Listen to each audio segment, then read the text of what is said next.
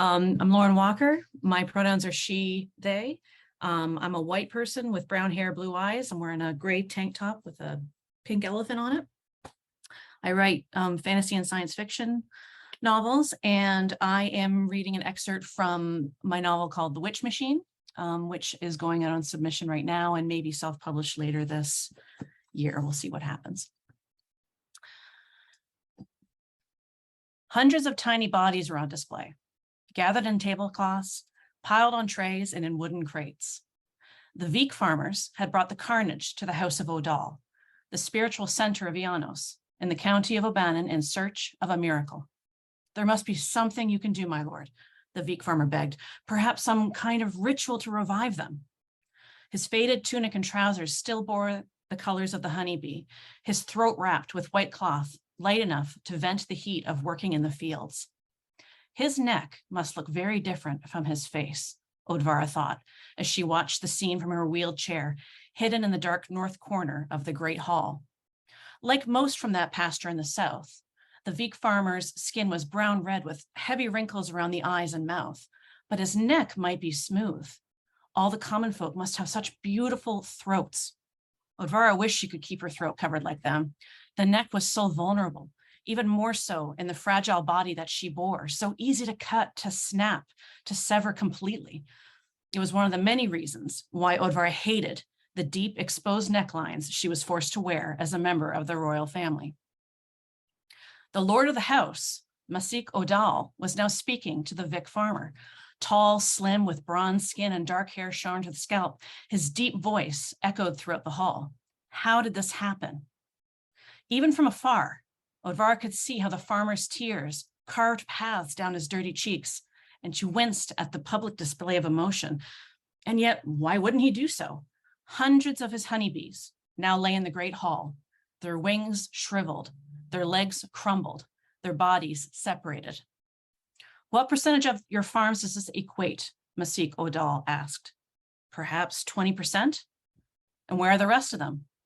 I cannot say, the Veek farmer explained. We provide them with shelter and water, but we cannot control where they choose to fly. So for somebody to methodically capture and kill so many of them, the man's voice caught then, and he wiped his face with the back of his hand. 20% of their honeybees decimated. Odvara's stomach turned. Clan Veek were the caretakers of the honeybee, and their stewardship allowed for mass pollination across the country. What did this mean for the country's future, for the cold season to come? I will examine the bodies here, Mystique Odal stated, but I don't believe there's anything that the House of Odal can do. The sound of wet sobs filled the court. Odvara rolled her wheeled chair further back into the shadows.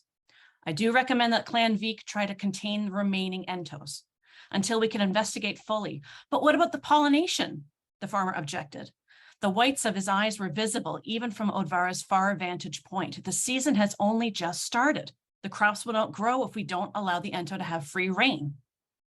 Mystique raised his chin, his eyes searching. Ladyilda, he called out.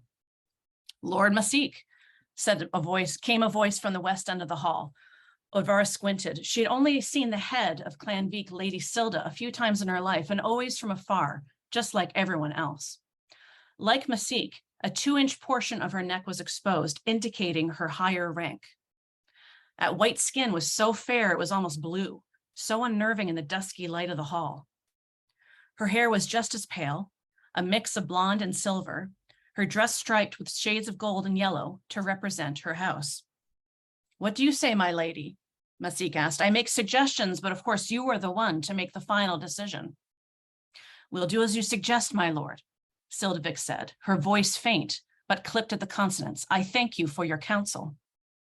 I give thanks to you for whatever I can offer, Mystique replied with a bow. The House of Odal will always support the House of Veek. May the ancestors watch over us. Odvara stared at the clan leaders, how differently they behaved in this hall without the Empress watching. Respectful, generous. Odvara never failed to be shocked at how different the world was outside the palace. Ladyilda, would you like to take any of the ento back with you? Mystique asked. We've already exposed too much, said Sildavik. We cannot allow word to travel on this disaster, not yet. They stay here with your blessing. Then Ladyilda bowed her head, first in the direction of Mystique, then to the corner where Odvara hid. Odvara froze, gripping the arms of her wheeled chair. She knows I'm here. Then Sildavik laid her hand on the farmer's shoulder and whispered something in his ear. The man nodded their head in response. Then the two members of Clan Vik left the great hall.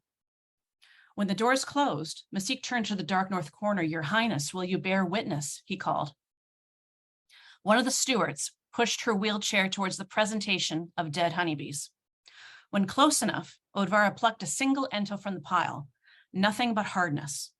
She dropped the ento and slid her hand into the pile, feeling 1,000 tiny scratches, but no heat, no energy.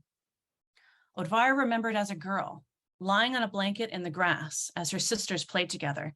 They chased each other, whooping and hollering, and she burned with jealousy. How she hated her twisted legs, unable to support her weight. How she hated that she could only roll over, but never stand and see above the reeds. Only the dirt, the roots, and shadows were her friends. Then came the sound of buzzing and the lightest touch on her bare arm. An ento honeybee rested on her skin. The sensation made the hair on her arm stand up. The ento stayed for several minutes, flicking its silicone wings, rubbing its tiny metal feet together. And Odvara got so close to the tiny wonder, she could see the blue pulse of its heart on the underside. In that moment, she forgot about her body, her siblings, her mother, the reeds and the mud. She longed to touch that blue magic that made the ento work. She burned to harness that mystery. She wouldn't stop until she did. Thank you.